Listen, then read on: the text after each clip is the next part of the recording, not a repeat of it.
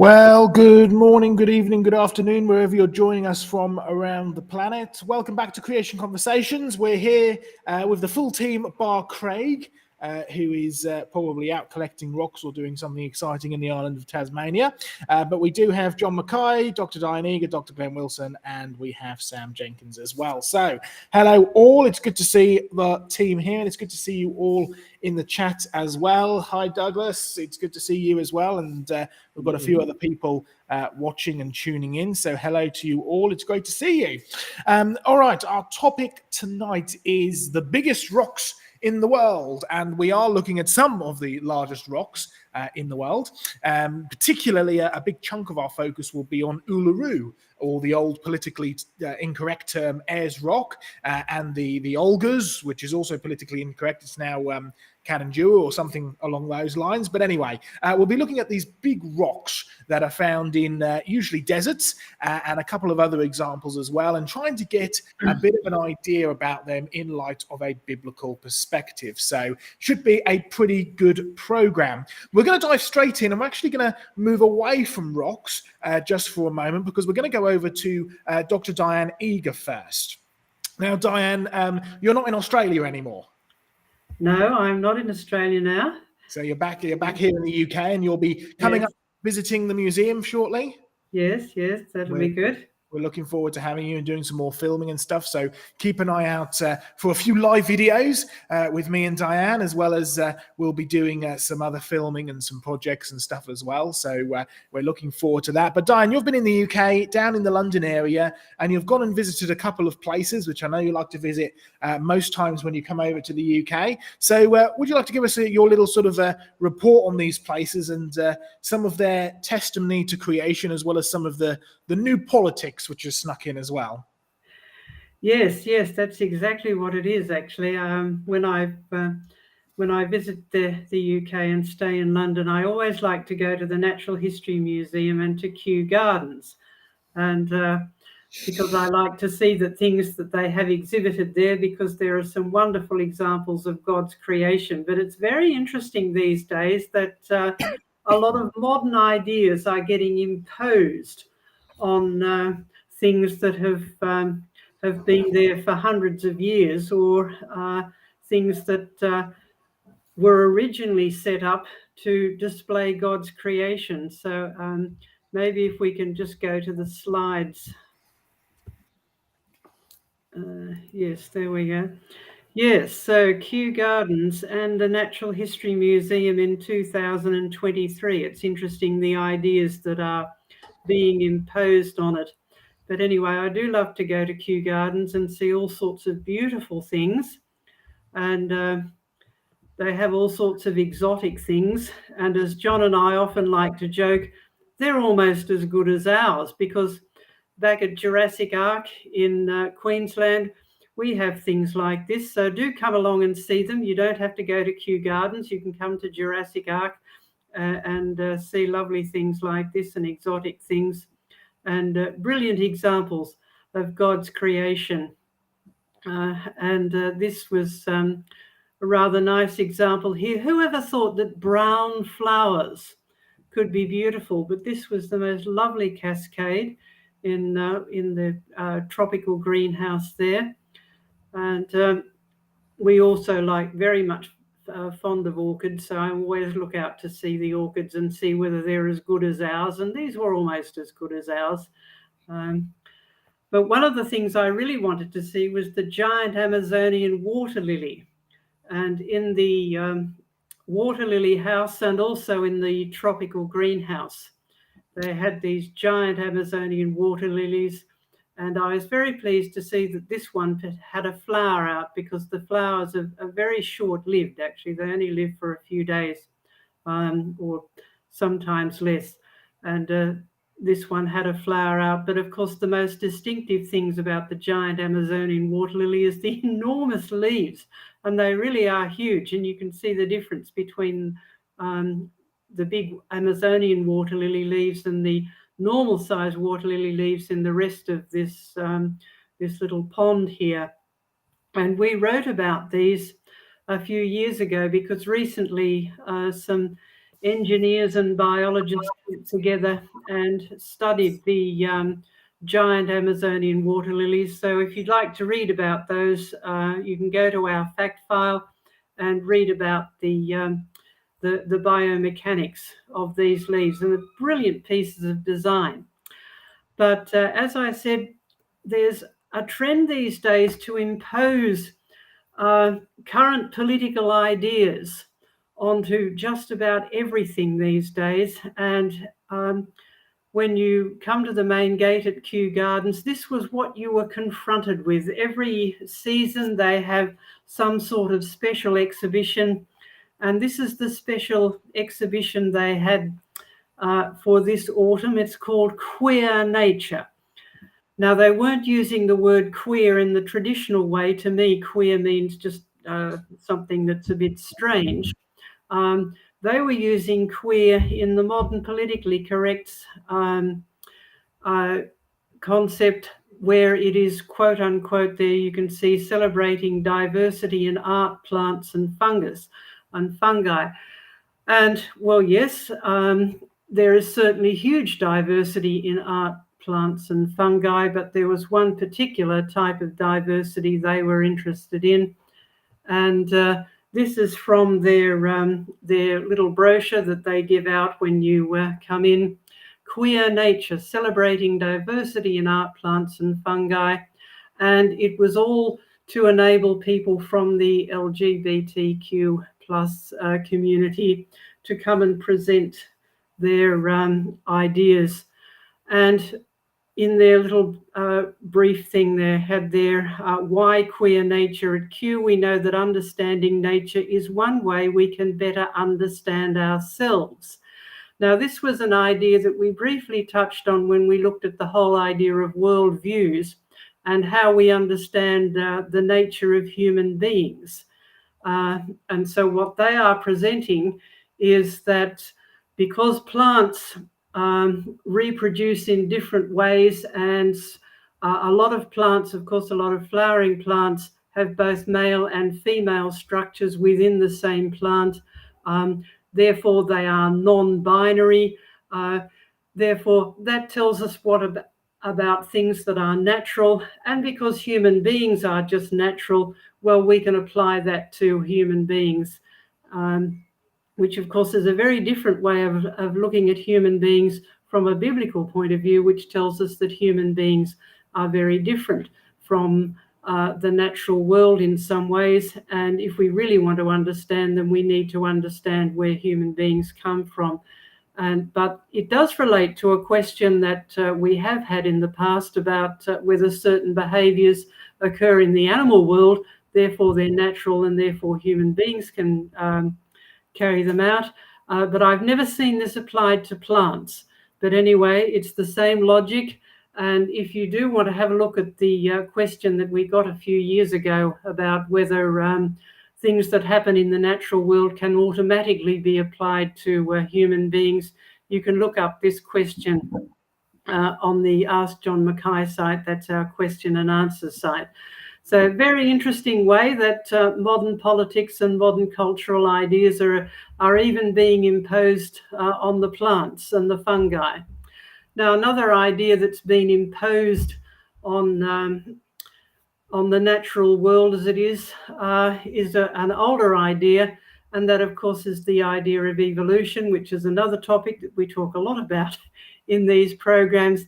And Kew Gardens has actually set up an evolution garden. And this is the entrance to it, or the sign at the entrance. Now, notice at the top there, they're saying that this area here is the science precinct. It is in an area at Kew Gardens where they do a lot of their basic research in botany. And they have a series of gardens set out according to the classification system. So this diagram at the bottom there is actually a diagram of the classification system of plants. But notice they've set it up in the shape of a tree. And this is something that happened when the theory of evolution became very popular. Already we had started to classify plants and animals according to their different features. And that is a good and useful thing to do, in that we helps us to understand the natural world. We look at how things are similar, how things are different, and we like to organize our knowledge. And the evolutionists took over this whole classification system and made it into this evolutionary tree, where they're saying, now, this is not just how we organize our knowledge. This is meant to be a picture of how things have actually originated and grown and developed. And so it's full of signs like this. This is about non-flowering plants. And so in that garden, they have a whole lot of things like cycads and conifers and various other plants that don't produce flowers, that don't reproduce by flowers. Now, cycads are interesting. They are considered to be one of the oldest non-flowering plants, but here they are growing today, looking exactly like cycads.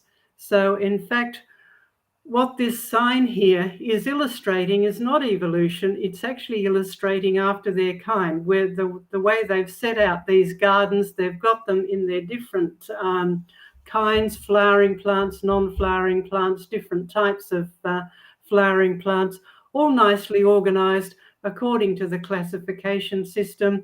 And they're just showing us how things have multiplied after their kind. So it's an interesting garden to go and visit. Go and have a look at it.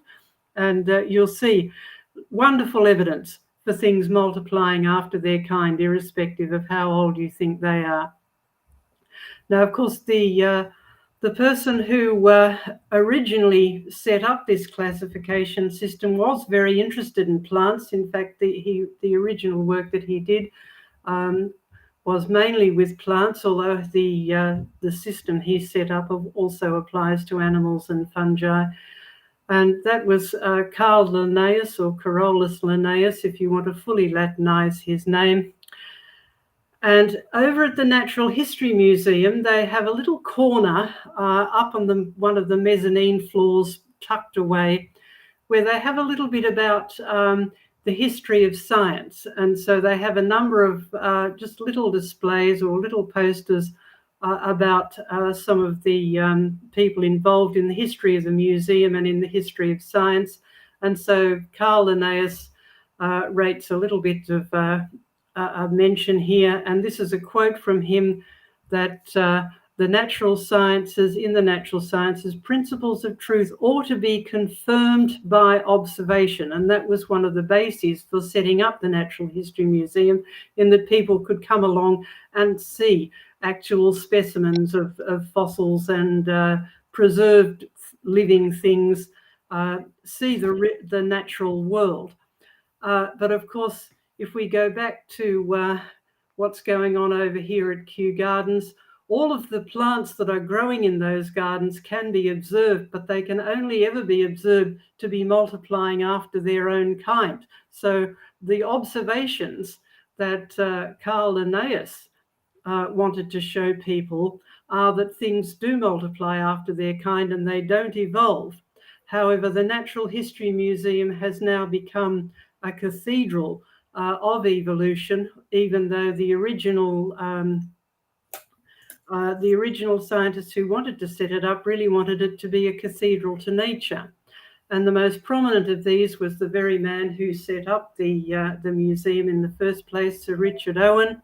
And his statue, which is this black statue here, used to be in the place of most prominence when you go into the museum and you look up the main staircase, where they now have a statue of Charles Darwin. Well, they used to have Richard Owen there, but at the Darwin anniversary in 2009, they moved Charles Darwin there, and they shifted Richard Owen up into this shadowy corner up on the mezzanine floor, and you've actually got to go deliberately looking for him.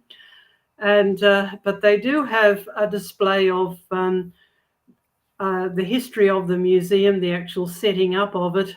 And so they have these little quotes and little vignettes about the people who were involved. And this is what they have beside a picture of Richard Owen. he wanted to set up what he called an index museum, which showed things in their taxonomic or their classification groups. And because it's set up in a corner here, which is dark but has odd reflections coming through the windows above it, it's very hard to get a proper photo of it. So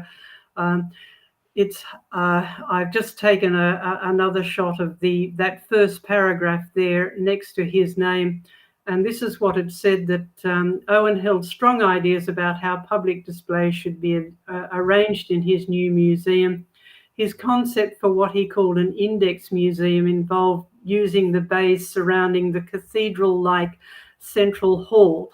The original people who wanted this museum set up described it as being a cathedral to nature. But this is a modern take of on what Owen and his colleagues wanted, and they said it was to display representative species of several taxonomic, that's classification groups, that Owen believed had been shaped by an evolution dictated by God. Now, that is not what Owen believed at all. Owen was actually an opponent of Charles Darwin. He did believe that things were created by God, but certainly not by the evolutionary process. So again, we have modern ideas being imposed on history and upon the living world. So it's really important that when we go to places like this, we can learn a lot, but we do need to exercise discernment. And so if we can come back to us, I know that John and Joseph have been regular visitors to both of these institutions, particularly the Natural History Museum. They might want to add something from their own observations and experiences. Well, there's certainly a few big rocks in there. There's in particular, I think, one very large rock outside of it. Yes, one of those big is. polystrate trees from Edinburgh, which has been taken down and erected up outside it. It's well worth a visit because, like Diane said, it is kind of still set up, even though with certainly an evolutionary mindset, it does have a very much a cathedral feel to it as you wander around. And there's some pretty spectacular fossils, many of them part of the original collection of Richard Owens and other people like Hawkins, Thomas Hawkins, who had his whole collection of sea dragons, and they've still got the label sea dragon up on them. So yes, it's a wonderful place to go and see, for sure. All right. Well, thank you very much for that, Diane. I appreciate that, and we'll move on now. We're actually going to go on to our first big rock of the program, and we're going to start with John and go on to Glenn, because we're going to talk about the great big rock, which is Devil's Tower in Wyoming, which Glenn is going to deal with predominantly. But we actually had a question a couple of weeks back, a couple of creation conversations back, about whether or not Devil's Tower was a giant tree stump, and Glenn's going to deal with that. But I just thought, because when we talk about this and we talk about whether or not Devil's Tower is a giant tree stump, one of the common points that we get brought up is, well, surely trees were much bigger in the past. Well, could they have gotten that big? Well, John has actually excavated and been involved in researching some of the largest fossil trees ever found. So we're going to have a very brief stop off at John to talk about some of the giant fossil trees, and then we'll go over to Glenn to talk about Devil's Tower. So, John, I'll just get your slides up. Oh, your slides seem to have dropped off. But let's get your slides up now. It looks like here too, so wait till I just put them on full screen at my end. There we are. Now, we need to get me back up again, correct? We do indeed. So if you come back to us and then go to share screen, click on your full screen presentation, and we should be all go again.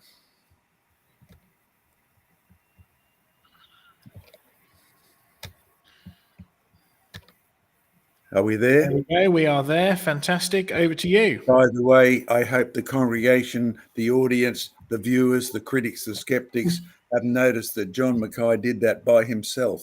I'm not really a technocrat, but I'm slowly learning how to do all these fancy things. There's my heading, Giant Trees. There's our website, creationresearch.net. And yes, as usual, we'll have several Q&As through here. or as Diane says, if you want to learn more about some of the plants at Kew Garden or questions on them, go to our Q&A or our fact file and search trees. Some of you know, because you've been to Jurassic Ark, that it started with the discovery of fossil trees. Hundreds, thousands.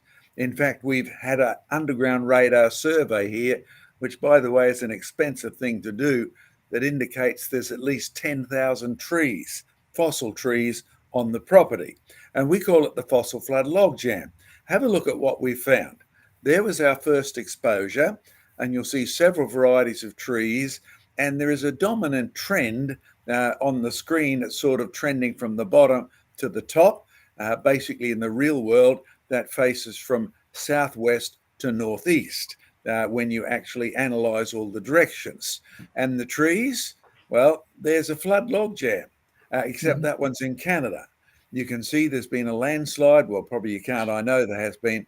Further up behind there, the trees have fallen down and been washed into the river. And then as they've rolled down towards the coast, because here am I down on the British Columbia coast where the trees have arrived.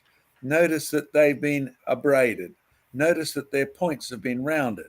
And as we love to tell you back at Jurassic Ark, that's exactly what we find. So it would seem that flood logjams have got consistent behavior by which you can recognize them. How would this happen? Well, the trees just roll round and round, their bark is stripped off, their branches are broken, and their front ends get pencil-shaped or pointed. It's a dead cert characteristic. Okay, we have some volunteers. There's one of our newer ones we've excavated.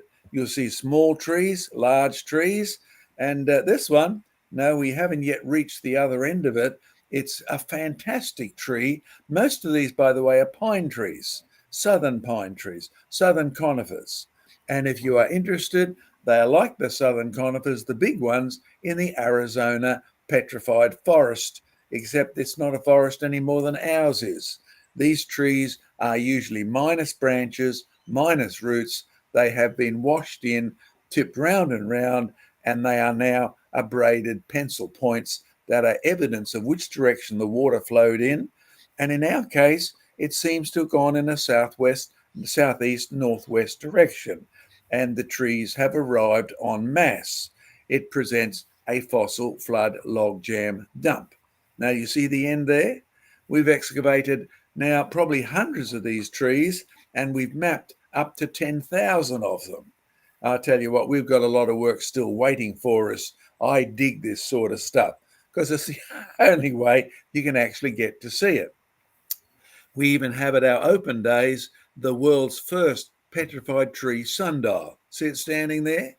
This tree was actually found by a year 7, year 8 group, and Diane helped them put it all back together again, and I helped them get it up to the top where we could put it on a concrete platform, and it actually is the world's first sundial made out of a petrified tree. But Joseph mentioned my research into giant trees. Now, so far, we've only got one huge tree that we found. Unfortunately, with the rains that fell last year, this tree, which is 5 feet across, 1.5 meters across, that's a pretty big tree. That's not around, that's simply across, is now back underwater. In fact, we found it one day and expected to be able to dig it up starting the next day, but overnight the whole dam flooded, and we know exactly where it is. So we're waiting for a drought to produce. Okay, here we are in central Queensland. The cliff in the background of the first picture is full of rocks and it's full of trees. The stones have been abraded. They've got rounded edges. They're smooth, they're polished. But there are plenty of trees that are turned to stone, petrified trees. The branches are broken off. They've been smoothed off. They're turned to stone, fossil trees. Most of them pine trees. There's my old friend Eric. Eric was a lovely Christian guy, but he's gone to be with the Lord now, quite a few years ago. So he's having a better program this morning than anything we're doing. Do you see the tree that he's touching? This tree turned out to be a huge tree. That's one of the branches off it. Do you see my youngest daughter there? Another one of my kids further back. You see Eric in the background in the yellow shirt? That tree still is underneath Eric. It was almost impossible. We didn't have drones in those days. We're going to get back there one day and actually refilm the whole lot. Did we actually find this? No. It was found by an oil drilling rig team who was absolutely staggered at the size of this tree, because it turned out to be, well, 130 meters long. It turned out to be 30 meters around. It was a huge tree. It was a pine tree, 410 or so feet long in the old imperial system. And no, it's not the only one. You see, they've now found a second one. Now, we have pieces of the first tree, and I promised the owner I simply wouldn't tell where it was, because he said that's my superannuation policy.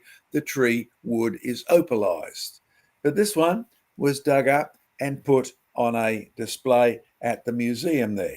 Oh, there's our colleague Fred for scale. Oh, no, that's not the whole tree. You get up close and it says this is a branch. Now, just to show you again, there's the branch, and they brought the branch in. Most of the fossil trees don't have branches on. This one came with a stump as well as a branch. Notice what they've called it: 100 million year old pine tree, conifer tree, branch. Now, it's a huge branch, and in fact, the tree was too big to move, just like our tree is too big to move. Fantastic stuff. But giant trees. If you want an idea of the scale, I did this diagram for a presentation I first gave in the USA. So it's in the old imperial system. There's a man 6 foot high, a bit under 2 meters high, and put him in for scale. There he is beside the old Boeing 747 that has been redundant now in many places on the planet. So you can see the man doesn't show as much of an object beside the 747. But now let's put the tree in. Now, how would you like a world full of those trees? You see, there are giant trees, but many of these trees, 450 foot maximum with the leaves and that attached, a huge tree up to 30 feet around down at the bottom, a huge tree, a massive amount of timber, is one of the biggest ones that's ever been found dead on the planet. And it's in a water deposited bed, because we went all through that area, and there are trees by the millions. Now, not just by the tens, not just by the hundreds, and the majority of them are all in the giant category. They're turned to stone. They're associated with nearby coal beds, but the coal seems to be the bark, and the trees have been stripped of their bark as they tumbled, and they've ended up in a tree bed, catastrophic flood logjam.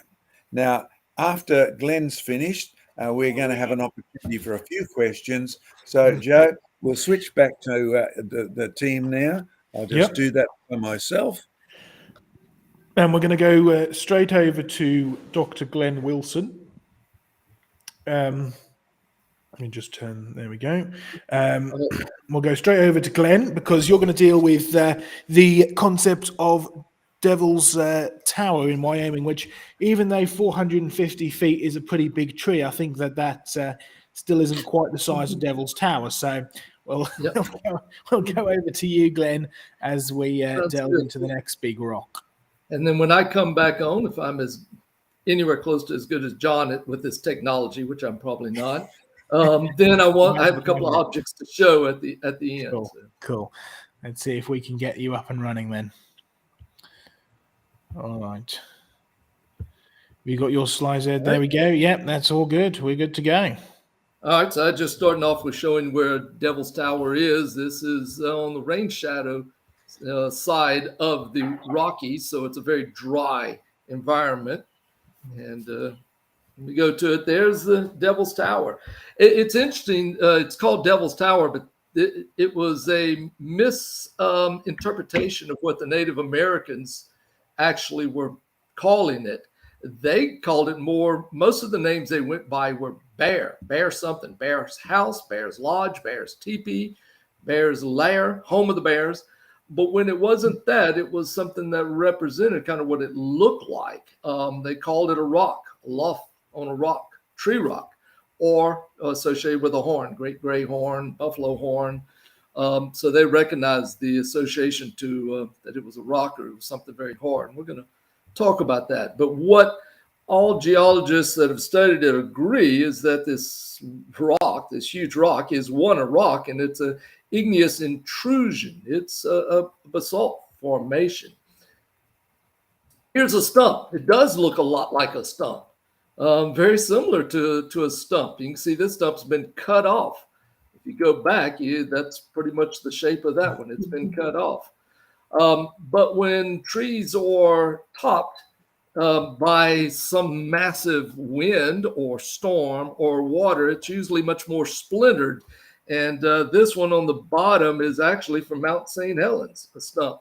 And John, you showed an average person. This is an average person in America. Most tree stumps are, 1 foot, 2 foot, when you cut them off, or a couple of feet when they're snapped off. Just to put it in perspective, that's a person climbing on Devil's Tower. That's average person is tiny compared. And so when you look at Devil's Tower, on the right here, I've got a picture of the current tallest tree in the world, which is a coastal redwood. It's 116 meters, whereas Devil's Tower is 264 meters. So Devil's Tower is 2.5 times the height of the tallest tree in the world currently.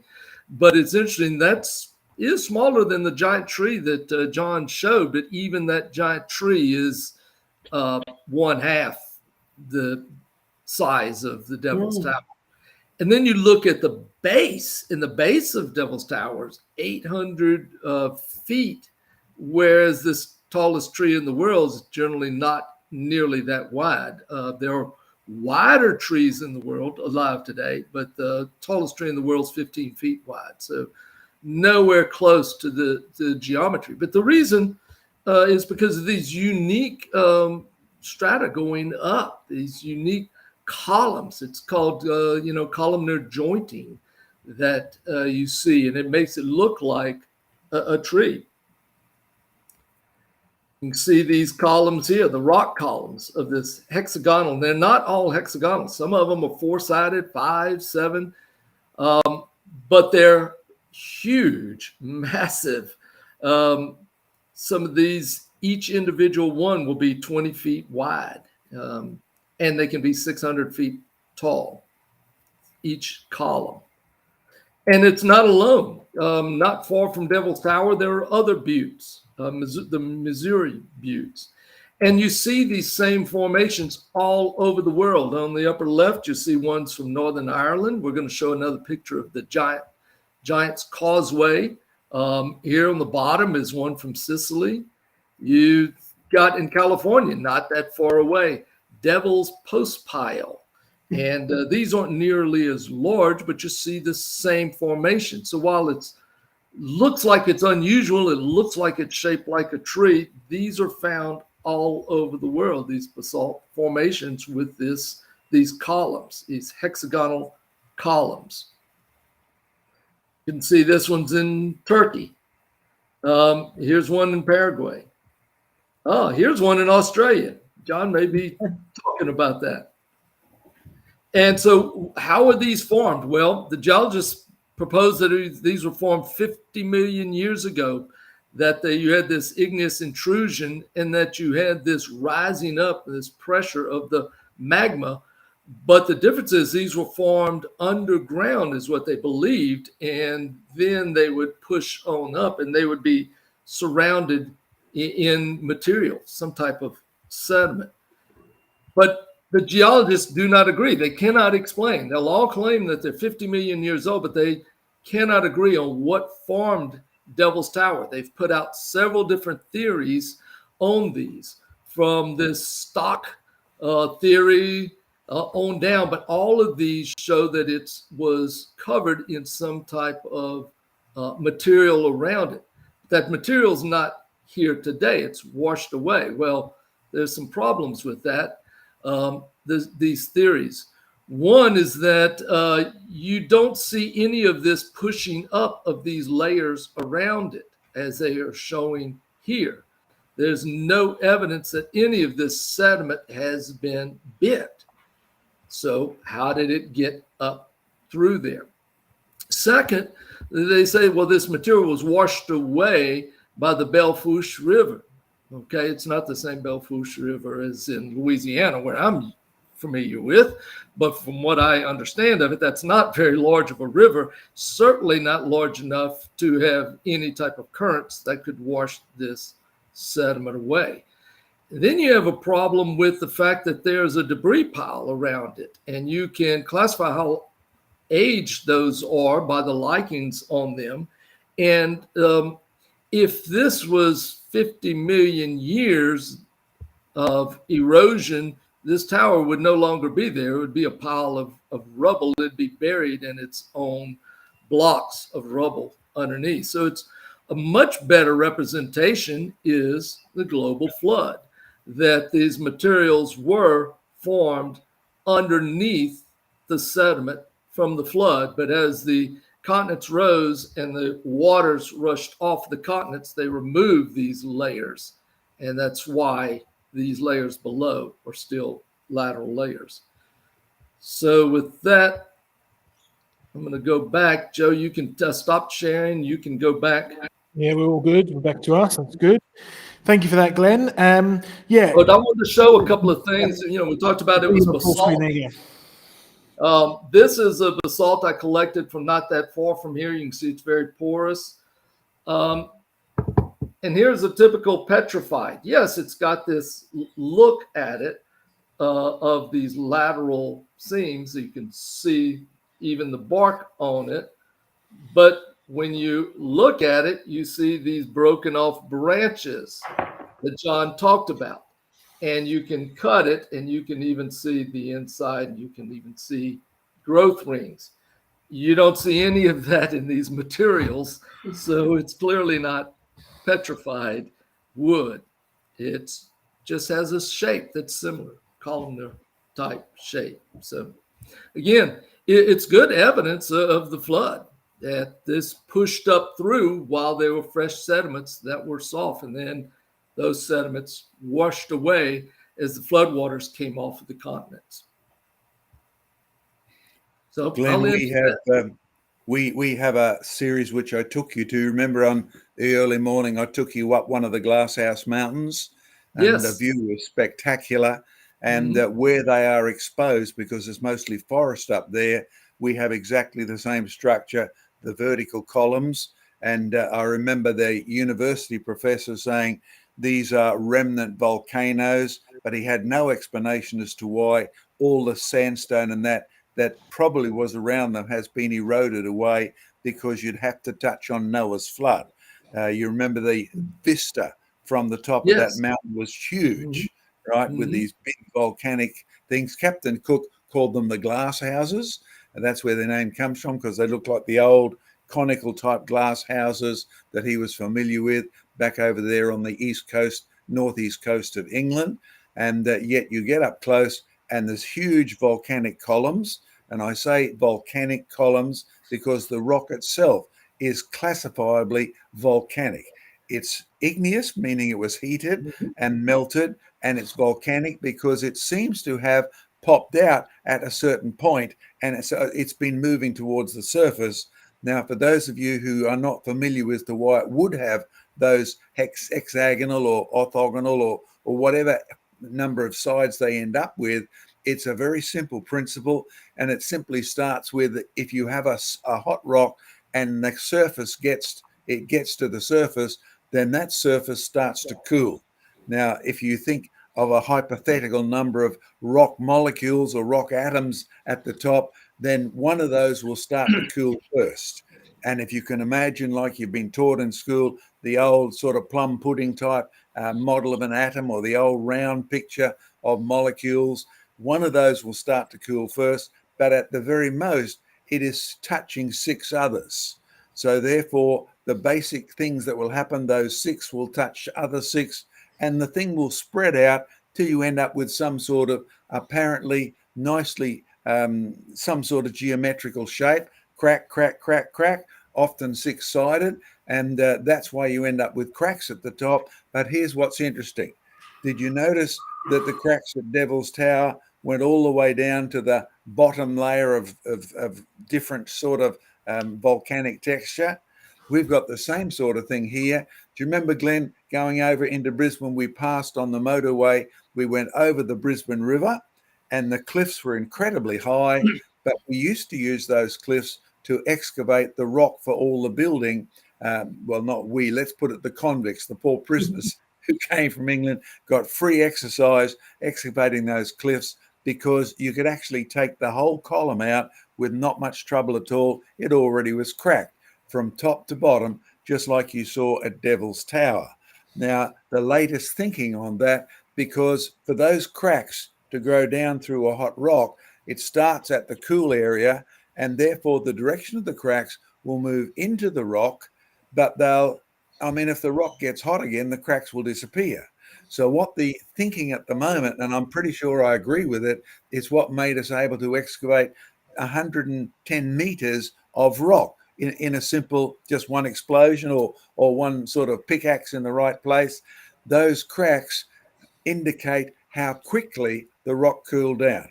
Because if the rock goes slowly, the cracks can go in all directions. But the fact that they've gone straight down like they have in Devil's Mountain there indicates that those are not trees, they are cooling cracks, and it's all happened in a couple of days. The latest estimate for Brisbane is the whole deposit, 100 meters deep, has cooled off in 3 days. Not millions of years, not thousands of years, not even hundreds of years, but cooling down in 3 days. So evidence of volcanism abounds, evidence of igneous rocks, hot heat, etc. And as they always said, we don't know why they're exposed. What's taken the rock away? Well, I think you hit it on the head. You have to be looking at something that's bumped all that rock off, e.g. a big flood. But of course, it does add one other point, as one of my geologist friends added. Perhaps these volcanic stacks, if you want to call them that, are really evidence of where the fountains of the deep were sealed. Because in Mount St. Helens, you may remember, Glenn, the reason for such an explosive force was the water. You block those things coming from underneath, and that nice sort of formation would be a wonderful way to block the places where the water had come out for 110 days after it stopped raining. So that's what I suspect, that all of these glasshouse mountains or those big towers represent the terminal points of Noah's flood, and then the water will run off and remove the sandstone, etc., pretty quick. But it is a good warning about trying to classify something based just upon its shape and its morphology, and relating it to something that you see and you go, oh, well, that must be this because it's shaped like it. And we do that quite a bit in classification. Also, it's a warning about believing what you read on the internet. Isn't that the truth? All right. Well, let's have a brief little break then before we move on to our next topic, talking about Uluru or Ayers Rock and the area around there. So, Sam, it's over to you now for a few questions and thank yous, of course. Oh, we've got you on mute, Sam. Oh, that's right. I muted myself. Oh, how embarrassing. Oh, there we go. Anyway, hello. Welcome to the fun part of the stream where I get to read out your donations in a funny voice and do super stickers and things like that. So we've got first up Doki Doki with super sticker of $1.99 US buckaroos. Thumbs up. Thank you very much, Doki Doki. Much appreciated. And we've got Neil coming in with 10 British buckaroos. Great to see everyone. Don't forget to like Chatsters. Yes, do like and share the stream. It does really help us, and if you haven't subscribed already, please do subscribe because it's free and you get updates, and make sure you click the bell. Right, okay, so, and just make sure I haven't had any further ones in the chat. That's fine. First question comes in from Doki Doki. Doki Doki has said, have you seen those big Missoula flood isolated rocks? Yes, I've been to Missoula, flown all over it, investigated it, and even flown over the fossil waterfalls there, where you have evidence of massive water flow carving out the cliff faces there and pouring down, and it just looks like Niagara Falls on a bad day when no water is moving over it at all. And of course, that does happen in Niagara because we now divert the water for using power at night. We don't do it during the day because that wouldn't bring tourists in. But it becomes barren, and the whole structure up there indicates a massive flow and lots of water erosion on a big scale. And just if you want to know a little bit about prejudice, the man who actually reached that conclusion way back in the 1930s was almost laughed out of geological court because his suggestion was too close to the biblical catastrophic model. No, he didn't believe in Noah's flood doing that, but he did believe in massive ice melt or massive lake that had been trapped pouring down over the top. Now, you find several of these in the USA. If you want to see evidence of another one, then go and investigate the fossil tree deposits across the southern half of the USA that are semi-petrified in sand. It would seem that they've come after Noah's flood, after ice has melted, massive amounts of water has poured down across the USA, picked up trees and rubble, but not really petrifying them. They are semi-petrified and usually in sand beds. So you find that in quite a few places. Glenn, have you been to the Missoula Gorge and all of that? Yeah, I've been to the gorge, but haven't really seen the big rocks that I remember. We made a short trip up it. One of those you didn't have time to really explore. You also have the similar kind of features in the UK in around like the North Sea, where at the bottom of the North Sea you have evidence of there being open plains.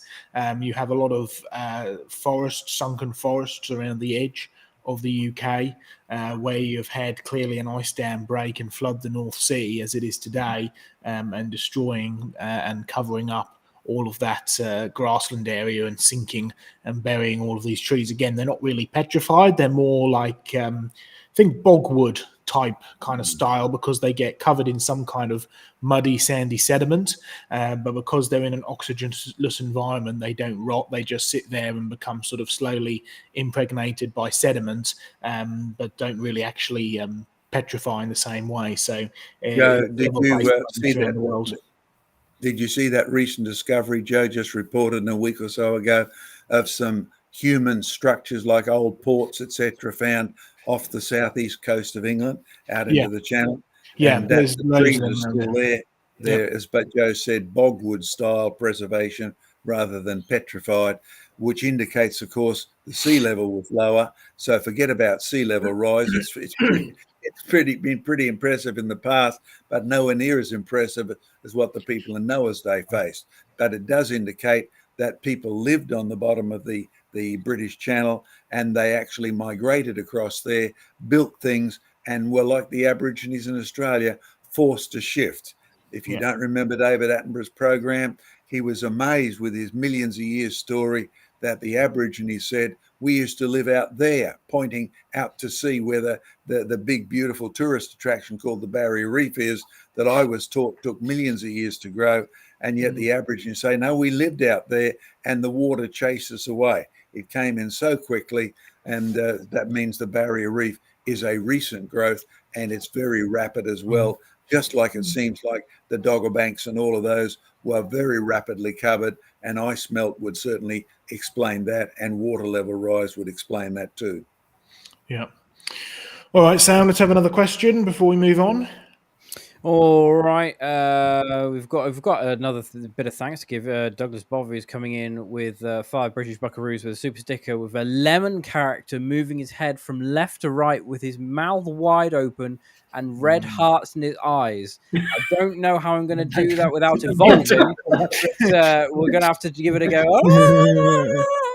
There we go. That's the best I can do. I haven't evolved hearts for eyes, so we'll have to skip that one. We've got a question coming from Doki Doki as well. This is a fun one. Tips for first-time fossil hunters. Oh, well, if you've been watching my road trip, you'll have picked up some tips there, and I know you have, Doki Doki. Second tip would be come on a creation research fossil field trip, because you find your own Yes. fossils with us, and we teach you how to do that there. I'll give you 2 pieces of advice, which I was given from John Mackay, so it wasn't my original advice. The first piece of advice is to learn a bit about the rocks, because you'll find there are quite a lot of rocks where you simply don't find fossils for a number of reasons. You don't bother looking through volcanic rocks for fossils because anything alive, when it got buried by the lava, is liable to have been destroyed. And in other cases, in some of the big sandstones, anything that was alive at that time would just get crushed and destroyed. So learn a little bit about the sediment and you'll begin to know where you're likely to find fossils. And the second and the most important tip that I was ever given by John Mackay is that before you go out fossil hunting every morning, get down on your knees and pray to the Creator, who also judged the world in a worldwide flood, which formed most of the fossils, and pray to him and say, Lord, you are the giver of all things, you are the provider of all things, provide fossils for me today, because ultimately all of the fossils that we find we want to put on display for the glory of God, and so it's really up to him to provide them to us. So those would be my 2 biggest pieces of advice if you want to go fossil hunting. I'll add one more to that, Joe. Don't stop on this roadside and collect the fossils in the road cut. Otherwise, you'll be in serious trouble with both the traffic, the police, and usually the local county authorities, who don't like you destroying their road cuts, even though there are spectacular fossils in road cuts. Do what I did. I took my group right up to the top of the road cut, where the rest of it was exposed about 30 feet, 10 meters back. And boy, did we get some giant ginkgos. This is here in Australia. I believe you found some great ginkgos on this last road trip. We did indeed. They're actually just over there in our living fossils display now, so I look forward to taking Diane around that. Yeah, no, I've got a tip. Don't dig into a cliff, because that's the surefire way of getting a rock fall on your head. that was another piece of advice that John gave me, and it's the old Chinese proverb that you introduced me to, John, that always makes me chuckle. Well, what I'm finding funny is that John's told me that, you guys these tips, and yet where did he take me digging fossils? Was on a road cut at the bottom of a cliff. So he doesn't always follow his own advice. And of course, the Park Service lady came by in the rain, and you just started explaining to her about the geology and what we were seeing. We got to witness to a state trooper. Yeah, no, it was great. All right, let's have one final question, Sam, before we move on. All right, then. Here we go. Here we go. Another one from Dougie. Have you looked into catastrophic igneous origin models of salt domes that creationists like Steph Harima, I hope I'm pronouncing that right, Harima, have suggested? Anybody? Igneous origins of salt. Salt and igneous doesn't go together in my head, but no. I'm not by any means an expert in that. You heard Usually of this, John? what you'll find here in Australia, we have some big volcanic flows, e.g. up on the top of the Toowoomba Range. You'll pass through a huge volcanic rock, but the salt, if you want to use the word in its most generic sense, that pours out of there as you get water flowing through the actual lava, down through the cracks, down through the holes, like Glenn showed you before. Mostly what comes out is the calcium type salts. I don't know of any igneous theory for a deposition of sodium chloride, which I'm assuming is what he's meaning in that. We do use salt domes, by the way, in exploring for oil, because they have a habit of pushing into, and then the oil actually will accumulate in structures associated with that salt dome. So they are good for pointing to you to where possible structures are, where oil has been trapped. But so far, I've never come across any successful story about salt coming out as an igneous deposit. Calcium sulfides, calcium salts, sulfates, calcium chlorides, all of those things I've found in association with volcanic rocks, but rarely sodium chloride. And I was going to say that actually going on to what we're doing in just a second, which we'll move straight on to in a moment, on the plane flight that we went from Alice Springs to Yulara, which is where Ayers Rock was. As you fly over, you look down and you see the huge salt flats that are all over the desert down there. And that actually goes into what we're going to get towards the end of, which is at one point Australia being a bit warmer. So I've always associated salt and certainly sodium chloride as being a more of a sedimentary formation or a topographical formation rather than it being igneous. But I'll look it up. I'll look up this guy and see what he's saying, and we'll see if we can come up with some Joe, I'll just throw in one more comment there, Joe, because you may remember that as we flew out to Ayers Rock, which we'll be talking about in a moment, Uluru, etc., we passed over some lakes, some of which were dry, and many of which that had algae in them that were pink. Now, the salt from those pink lakes has a much higher price than the ordinary crummy-looking, dirt-filled sodium chloride that evaporates out in the desert. And you may have already bought at exorbitant prices some Himalayan salt from some of the salt beds up there because it's got a lovely pink colour. And I certainly like pink salt, but it doesn't take millions of years to form. It forms as your floods come in and you get algae growths which have a pink tinge, and you end up having a beautiful pink lake. And so don't go to the Himalayas for your salt, where they sell bottles of it extracted from 300 million year old rock or something, and then they tell you to use it by June next year. It's just ridiculous. You can come and get free stuff from Australia or watch it on the plane flights over the outback in Australia on the way to Uluru, Ayers Rock. All right. John, straight over to you then, because we are pushing through with time. So it's going to be straight over to you for our first little introduction into Uluru, Ayers Rock, and all the like before you and I take the next half an hour or so. So, John, okay, so my slides are up, Joe? They will be in just a second. They are now up. Yeah, good. Okay. All right, we've just had our question time. Why can't I progress, Joe? You might just need to click on your screen and then you should be able to go left or right. No. Try going left or right now on your keys. I've done that and nothing's happening. Okay. Just use your browser just to click on the screen.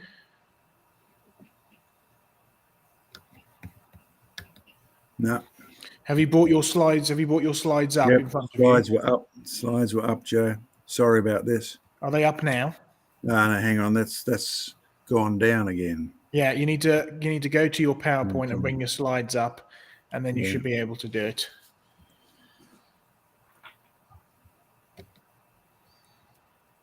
No, we have lost Joe. I'm in serious trouble here for some reason. All right. Yeah. All right. Okay. So just go down to the bottom of your screen. Can you see your PowerPoint icon? Yeah. Yeah. Okay. If you just click takes on me your back full to you. Good. You're back to us. That's all right. So just go down to the bottom of the screen and click on the PowerPoint icon and click on your full screen presentation. That should bring up the full screen presentation in front of you. Just try to go up. You're good. That's better. That's better. It keeps dropping off, which is part of my trouble. That's okay. right. Heading the rock. See the website again, creationresearch.net. Any technical questions, go and look at our fact file, our Q&A, and you'll find helpful stuff there. There we are flying in. Ayers Rock, Uluru, as it's popularly called. The view from the sky was spectacular. I'll hand over to Joe shortly because he did something that almost nobody can do anymore. There's the Olgas, not too far away. In Aboriginal, that word simply means the head. There's its new name, their politically correct name. And we'll come back to politics of all these rocks a little later. As you can see, it's pretty dry, but that's part of the mystery. There's the distance, 30 kilometres between the two, not a huge distance. So you can actually see one from the other. Or if you're like Joe and I, we stood out in the desert. Yes, not too many people interrupt your picture view out there. But surprise, surprise, at that point, there was actually a solar charger for your phone. Thank you, Tourist Bureau. Wonderful. Of course, there is a good road out there, and many people make the trip out there because it's been a popular tourist attraction for a long time. Not as much now because the popularity has been hinged by the fact as to what I was mentioning with Joe. Joe came out there, an Englishman. Ayers rock is named after a guy who went out there and found it and looked at all that. No, he wasn't the first to find it. Whoever were the first local Aboriginals there found it. And of course, as you have a look at the rock from the air, do you see all the stripes across the top? There's definite trends that you can map. No, that is not the total rock. That's about 9 miles around on the old scale. It's a big rock. And when you look at it, well, that's just the tip of the iceberg, quite literally. There's what it looks like, a cross section today, 340 meters high. But you see the rock that's not in the picture? Do you see the desert sands? This is a rock sitting in the middle of the Australian continent, a very dry continent with lots of eroded desert sand and wind erosion around the edges, but solid rock above and below, 9 k's around and 6,000 meters of arcos underneath. Arcos, that's an interesting mixture of granitic pieces pulled apart from a granite, mixed with a few other things, and dumped somewhere else. Joe, take over. All right, thank you. I'm just going to leave, if you want to just leave your slides up there, John, because I'm going to pull some of my slides up, and we'll go across like that. So yes, it was 2018. John and I got flown out to Alice Springs by a group of people who wanted us out there and offered to cover all costs, which was wonderful. And then it was interesting because we flew out to Alice Springs, got there about middle, sort of late morning, flew from Alice Springs to Yulara, got there sort of middle of the day, sort of 1 o'clock, and we were told, right, we're going to drive. We've got a camp that we're going to, so we're going to take John Mackay to the camp, but they're going to be shutting down Uluru soon, as in nobody's going to be allowed up on it. And today, you know, one day they might be open, another day it might be closed. It really depends on the local Aboriginals that live there, whether or not they let people on the rock or not. So we checked earlier today, it's open, so we better go climb it this afternoon. So about 1:30 in the afternoon, we start driving out to the rock, and about 2 o'clock in the afternoon, we start climbing it. Now, I'd sort of, gone from South Australia. We'd flown from South Australia to Melbourne. We'd gone from Melbourne to Alice Springs. We'd gone from Alice Springs to Yulara. We'd gone from Yulara, now climbing up Ayers Rock. So I'd been up and down like a yo-yo all day, and about halfway up the rock, I started to get overheated, dizzy, and proceeded to be sick. So I don't know whether it was heat stroke, flight sickness, altitude sickness, or a mixture of the lot, but the Lord preserved me and I persevered, and we actually ended up on the top of that rock. There's some of the shots we took as we flew over it. You've got a great view out of the window. This was just taken on my phone, right? As you fly out over. Beautiful rock, lots of mountains in the background, beautiful place. And there it is as you drive up towards it. You're pretty much in the middle of the desert. There's only a few scrubs around. You're driving up towards it. It's getting bigger and bigger as it sort of starts to loom on over you. And can you see all of the sedimentary layers? Can you see how they sort of run vertically over the rock? They're not flat, they're running vertically. There it is there. You can see the main road that goes around it. We drove all the way around it, and you can see those layers which are running vertically over the rock. There they are there. So that's actually the way the layers are going. They're not going flat. They're not even at an angle. They're pretty much exactly vertical. Interesting. You see, this is what I was taught in geology. This is what John was taught in geology about these layers. But we actually discovered something rather unique about the layers once you actually get up on the rock itself. There's the details, as John showed you some earlier. The rock itself, Ayers Rock Uluru, stands at about 340 meters at its height, so that's quite a bit of distance you have to climb up. But as John pointed out, it's a part of a much larger rock. And the bedding, the rock bedding, is sitting pretty much vertically. Slight incline on it. It's about 9 kilometers all the way around. It takes you a little bit of time to drive around it, and you're dealing with around 6,000 meters of layers of arkose. Arkose is a sort of a reconstituted granite, and that's also rather important based on what we found as we were climbing up. Well, there we are, parked up in the car park. We were driving out there in a fabulous kind of, it's the car of my dreams, right? I love the big sort of Land Rovers. I think this was a Toyota Land Cruiser that we went out on. Fabulous vehicle. And we got out and parked up. And hey, that's a pretty steep climb you have to do. You've actually got a chain that's there to help you climb up. And that first little ridge you get over the top, that's certainly not the end. You've got quite a bit more height to actually get up. But this is certainly the steepest. And it was about halfway up there that I had my my little fainting period. But not to worry, it was a good old climb. We got a good journey all the way up, and I made it to the top in the end. You can see the Olgas in the background, or Katanjuda in the background. There we are at the top. So what structure does it have? Well, there's those vertical lines. You can just about see them kind of running forward and backward in the picture, right? There's the main vertical beds. There they are running across Uluru. Those are the ones that you see from the sky, right?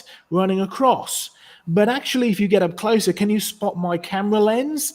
Yes, I got to take a good camera up there as well. There's the main beds, the main vertical beds. Look at the camera though, because you've actually got cross beds that cut across the layers as well. How do we know? Well, get up close to the camera and you can actually see them. So pay attention, right? There's your main vertical beds, the yellow. Look at where the cross beds are in the red. Look at the position of the camera lens. And if you flip it around, there it is there. And there are your cross-bedded layers. You're actually dealing with cross-bedding. And these are flat layers, effectively. But of course, the main layers are vertical. So at whatever point that these were being laid down, would these have been actually horizontal or would they have been vertical? Interesting questions. All right, what about the actual structure of it? Well, that's where we need to go on to next. What is it actually made of? Well, there we are. There's the family who looked after us, took us up to the top of the rock. And yes, there's the photo to prove that I really did get up to the top of the rock. I even signed my name in the little handbook that was there. But I'm going to go back over to John now, because what we discovered, not only the cross-bedding, but we actually got up there and surveyed some of the makeup of the rock, because the makeup of the rock was really interesting, particularly when we want to start comparing it to other deposits in the area, something that had never been recorded before and we'd actually discovered on this trip. So John, over to you. Thank you, Joe. Are my slides back up? They will be just momentarily. Oops, sorry. There we go. Yep, slides are up. Okay, so there's Joe's hand on the nice directional finder at the top. But the thing that is important about Joe's trip is he's one of the last Europeans allowed up. Now it's totally off limits because Ayers Rock is regarded as sacred. Uluru is regarded as sacred. And we'll talk more about that a little later. You see, there's the official signage, the making of Uluru and Katanjuda. Notice it says the Anangu people know how Uluru and Katanjuda were formed. And then at the bottom, geologists have their own explanation. Now, it's interesting use of words. The actual local Aboriginal people are said to know how it formed, whereas geologists just have explanations. Now, I don't know about you, but to me, that language says the local people's knowledge is far more official than the expert geologists. Keep that in the background at the moment. You get close up and you'll see it's got fragments of rocks in it. It's got all sorts of interesting rocks in it. It's got bits of granite, bits of basalt, bits of feldspar, bits of quartz, and bits of iron and mica. The iron and mica, by the way, are what gives it its changing color, which we'll finish this section off with. It's been famous over the years because the sunsets are spectacular. The rock itself glows different versions of orange, yellow, red, etc. But you get close up and it's got granite in it. granite, that's from an igneous rock that's under the ground, never been exposed. Basalt's an igneous rock, but it has reached the surface, like Glenn's bit that we showed you. And feldspar and quartz and iron and mica are the broken bits of the granite. All right, so you go and do a university course and you hardly learn anything about a catastrophic view of Ayers Rock, except the one thing you know is that if you've got bits of a broken granite, bits of broken basalt in it, then some rock somewhere has been busted up, moved across here and dumped in a hole. Now, there's nothing unorthodox about that. Any geologist worth his salt soon reaches that conclusion. This has been water formed, it's been washed in, and it's been from somewhere not too far away. You see, there's the current explanation. The closest eligible rocks for doing this are up in the Petermann Ranges, northwest of both the Ayers and the Olgas, or Uluru, spelt wrongly on that slide there. But you'll find that everyone agrees that these granites and bits of basalt over there in the Petermann Ranges have been smashed up. By the way, the Petermann Ranges is not flat on the ground, so what you'll find is the water had to be over them. Now, there's an interesting thought.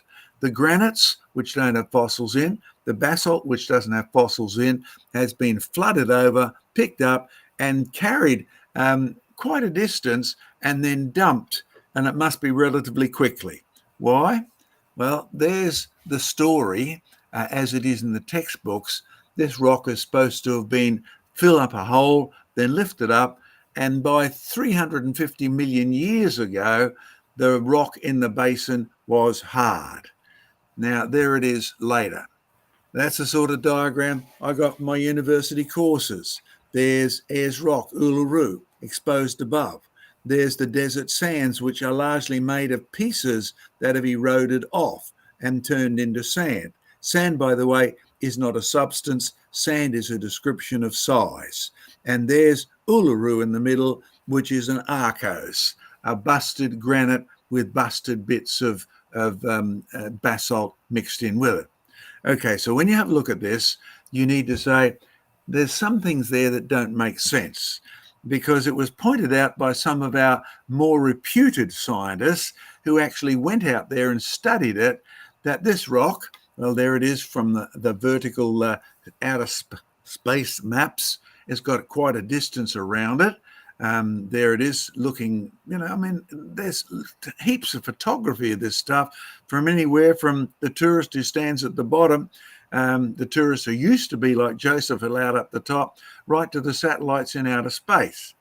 But Professor Twydale, who happens to be one of our experts, and in Gwen, sort of like in your area, studying the geology and the form of the rocks, geomorphology, he said the problem with all our explanations is that this rock here was formed by water erosion.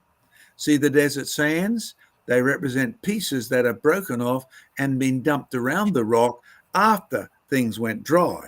But the shape of the rock itself is full of evidence that water shaped this from the top to the bottom.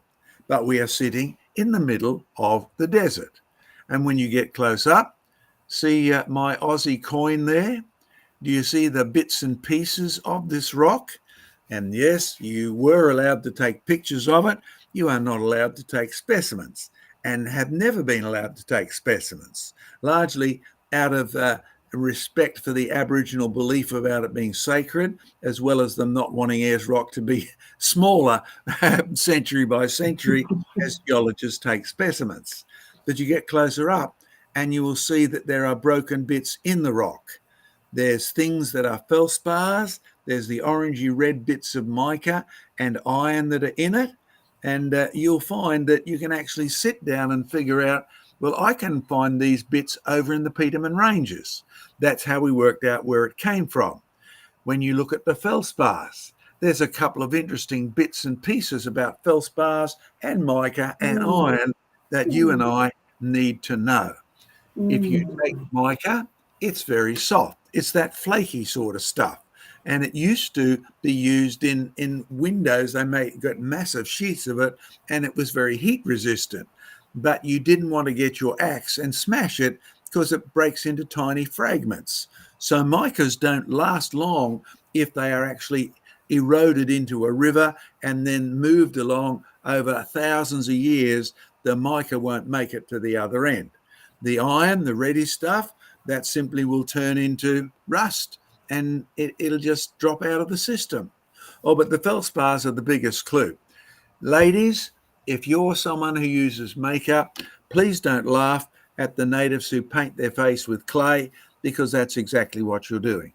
Feldspar plus water plus CO2 plus a very short bit of time turns into clay.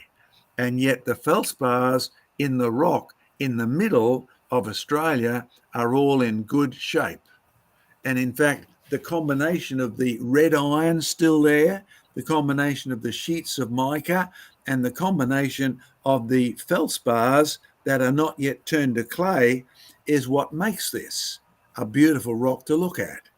So, giving you a better explanation, you have granite, you have basalt up in the Peterman Ranges. The waters flowed over that, ripped everything off it, and got it to Ayers Rock, Uluru, and dumped it in a big hole before any chemical reaction could destroy it, before any erosional stuff could destroy the pieces. The thing has been full, no dispute with this story. But of course, they do like their 350 million years. And then you uplift it. But come on, let's be honest. If you have feldspar, even with rain once a year for 350 million years, it will turn to clay. And when it turns to clay, the rock falls apart. So around Brisbane, we have a lot of granite, but we also have 40 inches of rain a year. And so when you look at where the granite is exposed, it very quickly becomes a basin. Why? Well, it may have started out as a hill, but the water actually erodes through ruining the feldspar, and the rock falls apart and washes away. So the best way to look at your granite is to find a sand deposit, because that's usually where the granite used to be. And so many of these around Brisbane are simply granite quarries with sandy, rotten stuff on the top, which they sell to gardeners as decomposed rock. Okay, but in Ayers Rock, there's a better suggestion. The arkose was lifted, the layers were tilted, and the rock was eroded by water as the flood retreated. Now, I know that's not popular, but I also know my geological colleagues and all the critics of this have a set mind against Noah's flood. Now, don't be surprised. The Bible said in the last days, men would deliberately deny the flood. And you and I know that people like Charles Lyell and that are famous for setting up modern geology. And as Lyell, quote unquote, said, my aim is to get rid of Moses, creation, the fall, the flood, the world being destroyed by the flood. Oh, I mentioned before the sunsets. Well, being out there, having friends who've been out there at all different times, I'll tell you what, the rock is unbelievable. That's what's made it so popular over the years. And even if you're not allowed to climb it, you can still get the photographs as long as you're far enough away, because as I said, to the local natives, it's sacred. There is habitation out there and you can get some good accommodation, or you can be like Joe and I and the crew in the Land Rovers, camp out and do it rough compared to the people. But it's great fun, and the coloration is magnificent. Now, you've got an opportunity to ask some questions coming up, but I'm just going to throw in, because our time is fairly limited, we have Q&A, we have creationresearch.net, we have YouTube, we have a 24/7 channel. In fact, Joe, could you put me back on screen again, please, mate? There you go. Here we are. Let me just finish with a politically incorrect statement. Remember the sign that said the Aboriginals know, and it named one particular tribe, and it said that tribe knows where it came from. Now, as someone who's lived in Australia for a long time, there's probably 2 or 3 things you need to know about the politics of this. One of the last times I was in outback Western Australia, I was given a transcript from an ABC program, in World War II. And the transcript's still there. You can probably hunt it down for yourself if you like. And the tribe that were the owners of Ayers Rock, as it was called in those days, were not the same tribe that are there now. A new tribe has moved in. The old tribe has been kicked out. Can we verify that? Oh, I've rung the Northern Territory a few times in the last couple of weeks because of our big referendum. And one of the old Aborigines is quite adamant. The mobs that's there now, the wrong mob. They don't own it. It's interesting who governments will deal with and why. But you see, it said on the sign, they know, but they can't tell you the details because it's sacred. Can I warn you? Anybody whose religion is sacred should love to tell you what the truth is. But Aboriginal religion is a hidden religion where only the people at the top have the knowledge. And then as you go down the pile, the women aren't allowed it, the boys aren't allowed it. This is all kept a secret. I'll tell you what I found out over the years. The story of Ayers Rock actually matches the flood far better, because they have a story about how there used to be a chieftain, and he believed basically it was a prophecy that the creator was so angry he was going to send a big flood. So he was actually saved on a big raft, and well, the raft was a bit unusual because it was a serpent, and they were saved by the serpent and deposited on the top of the rock, and then the serpent has entered into the rock. That serpent is sacred to the Aborigines. Now, do you realize something? Any false religion on the planet actually puts the serpent up at the top and puts the real God out of the picture. That's what's happened with the mob that's there at the moment, with the mob that used to own it. I'll tell you what, the whole history of the world is intriguing, but if you leave out the little bit called man's sin and rebellion and the reason we can't get along with each other being the hidden truth so often, then Ayers Rock is not only evidence of massive flood deposition, it also actually reminds us that Noah's flood was caused by man's rebellion. But Noah was not saved by the serpent. Noah was saved by the God who is the creator God, who gave him the instructions to build the ark, and the same God who encourages you to put your trust in him as your ark of salvation, Jesus Christ. We'll come back. Question time, Joe. Then we're going to run out of time, I'm sure. I think so. We're getting pretty close to the end of time. So, yes, Sam, let's throw you open to a few more questions before we begin to round things up. I think it's been a pretty good program tonight. Yeah, got to do some thanks first. We've got to do a super sticker from Doki Doki, 149 US Buckaroos, a banana. A banana. I don't have a banana on me. Oh, I don't have a banana on me, it. but it's okay because I think Doki Doki finished it off with another 149 US Buckaroos, a banana peel. So there you go. He's finished the banana. He finished the banana for us. It's all good. Or he's been playing Mario Kart, one of the two. And also as well, we've got an astonished face coming in from Doki Doki for 99 US Centaroos. There we go. And also, as usual, IMAC coming in with 4 US Buckaroos, a pair character exaggeratingly stretching his arm forward to offer a cup of coffee. Thank you very much. Very much appreciated. Right. Quick question coming in from Shogiwa. What does reconstituted granite mean? Okay, I'll take the first part, then Joe can take it. When you have any rock exposed to air and water and CO2, it will actually begin to disintegrate. Depending on what's in it, the disintegration can be really quick or it can be really slow. In the case of granite, where you have any sort of regular water, CO2 from the air or acid from the plant roots, it will break apart easily, largely due to the fact that it's got feldspar as a major component. And we know one thing, feldspar plus carbon dioxide plus water reacts really quickly to form clay. Clay has no great strength at all, and the rock begins to fall apart.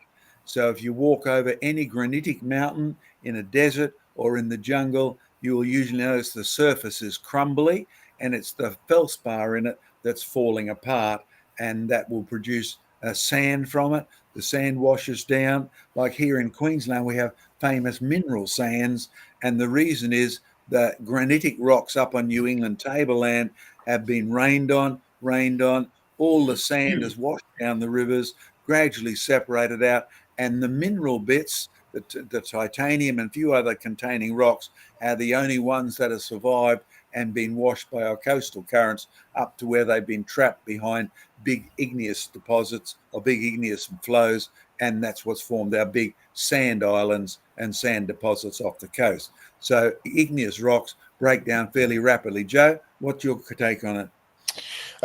Yeah, just a quick comment then perhaps on some of the sandstone, because you'll often find in geology books or textbooks or local guidebooks, they talk a lot when you find a sandstone formation, like effectively what Uluru is. It's a sandstone, it's a conglomerate. When you're dealing with things like this, they'll often talk about how this formed. Often the red sandstones, the red coming predominantly from iron, which is usually the glue which is gluing it back together. They'll often talk about how it formed in a desert. What it almost never gets asked is, where did all this sediment come from in the first place? Because as a sort of very generic rule, for 1 cubic meter of sandstone, you need around 3 cubic meters of original rock in order to be eroded down into sand to then actually produce the rock, right? The sandstone. And what's almost never asked is, where did this rock come from in the first place? Well, it's originally a granite, right? That's not exactly a soft rock, so it's going to take an enormous amount of erosion to actually break that down into sand in the first place, to then reconstitute it into a sandstone, a reconstituted granite by the end of it. And you remember, Ayers Rock is just the tip of the iceberg, in the sense that there's 6,000 meters worth of this arkose underneath it. So it's worth thinking, when you see a sandstone deposit like this, where did that sand come from? Because that also requires a huge volume of water to break it down in the first place. And that's something that's generally ignored by secular geologists. Just to go one step further, the reason we call it a reconstituted granite is the materials in it are still the same ones that you can see in the Peterman Ranges, and that over there they're in hard granite, which is cohesive. Down here in Uluru, you'll find that the separate bits are now separate, but slowly or tightly glued together by a very weak cement of the iron.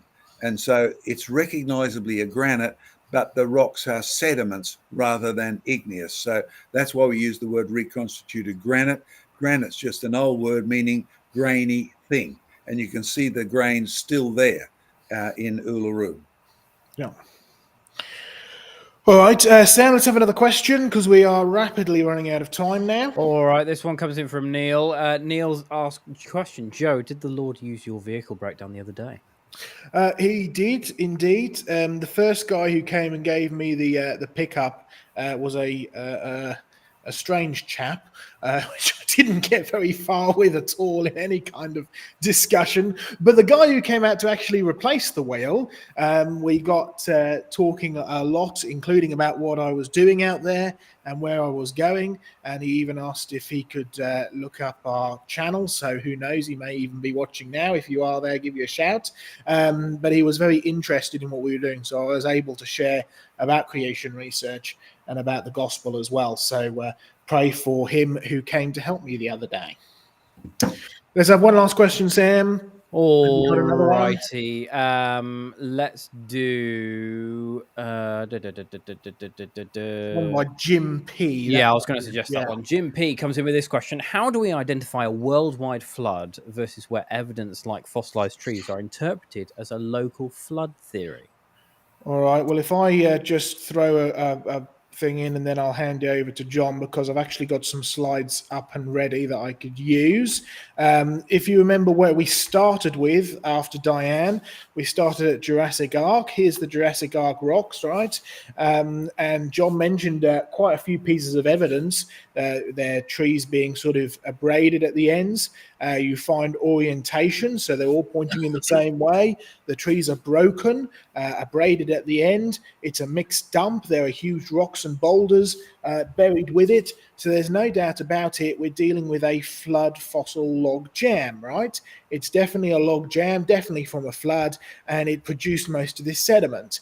And you got to ask the question, as Jim P did, how do we know that this is a worldwide flood and not a local one? Well, first of all, it's called Jurassic Arc because these are the Jurassic rocks. The Jurassic rocks were named by Alexander von Humboldt because he traveled the world and recognized the rocks all over the world, different types of rocks all over the world, as all being the same as the ones in the Jura Mountains. So just by its name definition, right, the Jurassic rocks, these are the rocks like the ones in the Jura Mountains, and they are indeed a worldwide deposit. But if we just focus in on the one specific log jam here, right, how big is this flood dump? How big is this log jam? Well, there's your Jurassic flood log bed in Australia. You can see it runs there. Gympie is sort of over in this kind of area around here, sort of north of Brisbane, right? And you can see that the Jurassic flood log bed goes all the way over Queensland, down into New South Wales, all the way over, touches the Northern Territory, and all the way up north in Queensland as well. Now, I've actually driven through a very small amount of Australia, and it's a pretty big country. But for those of you who aren't quite used to the size, let's put Australia compared to the United Kingdom, right? You can fit the United Kingdom in Queensland 6 times over. It's actually pretty much exactly the same size as the United States, so it's not a small country by any means, but there's your log jam. Again, that's about 6 times the size of the United Kingdom. So this is not a small flood log deposit at all. And if you're going to have enough water to be able to produce a deposit of that size, you are not only going to cover the entire of Australia with water, you're going to cover the entire of the entire of the world, including the United Kingdom on the other side of the world, with water as well. So as soon as you're dealing with something on this size, a deposit which is intercontinental, you are going to be dealing with a global flood deposit. It's the same for the Chattanooga Shale in the USA. It's the same for the Jurassic Lias in the UK. You can trace them all over the world. These are enormous deposits for sure, and they are worldwide deposits. So, John? Okay, I'll take the other extreme and look at the local floods. Local floods are easy to study and easy to recognise, or local catastrophes. Mount St Helens, a case in point. I was there shortly after the thing blew up. It was great to be there because there were no restrictions, no fences. I could go wherever I liked and do the research. That was great. But what you'll find is when you walked up the Tuttle River, where many of the trees that had been smashed had been washed down, you found trees unpetrified, sitting there with their broken roots, etc., sitting there with volcanic sediment. But while they stayed exposed, none of them were anything other than a flood deposit, but a local river catastrophic volcanic deposit. And that's what most of them have stayed. However, in some of the bigger eruptions, yes, I say bigger because some of the previous eruptions have produced massive layers of ash compared to the present. And in them, I have personally found petrified logs.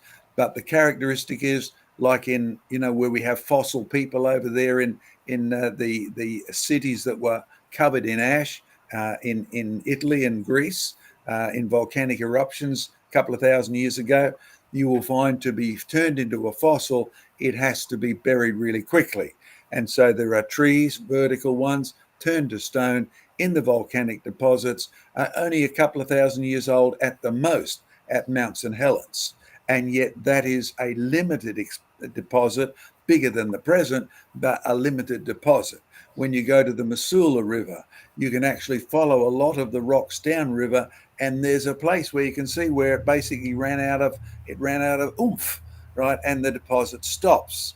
When you go over to the eastern side and you follow the massive ice floods that have come down from melting rocks in Canada, this is post-flood.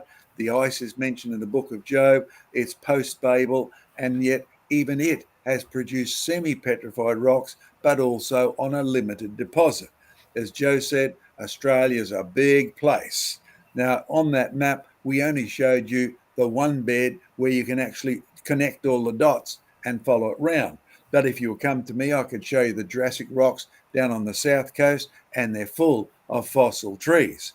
I could take you to the Jurassic Rocks in New Zealand because I've been to all of these places. Yes, I've worn out a lot of shoe leather. And yes, if you want to make donations to the ministry to help us pay for my shoe leather and all these other things, we are truly grateful to all of you who are sending in donations now and through the website.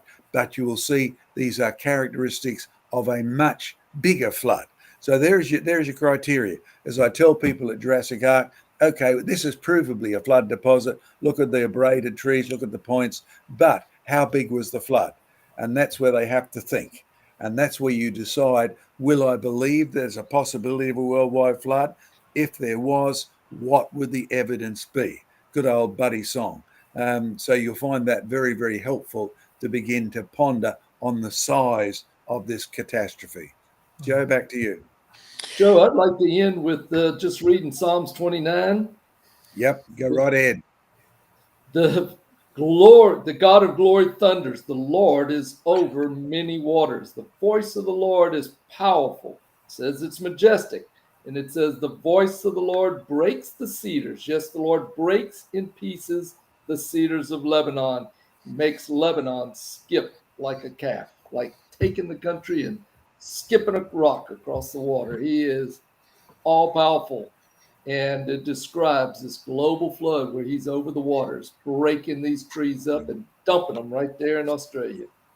Yeah, and I love the way that finishes at verse 10, where it says the Lord sits as king over the flood. And what's interesting about that psalm is that the word for flood there is the only place outside of Genesis where it's used, because it's a Hebrew word, mabul, and that's the word to describe Noah's flood.